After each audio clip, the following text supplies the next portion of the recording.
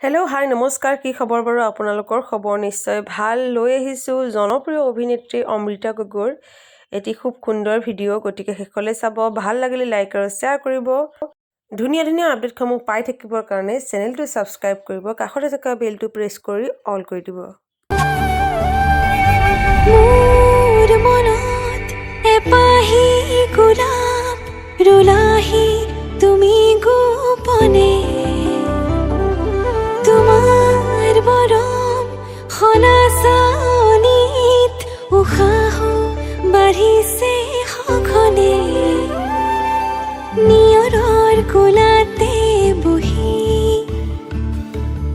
এটুপি সপোন সৰে তুমি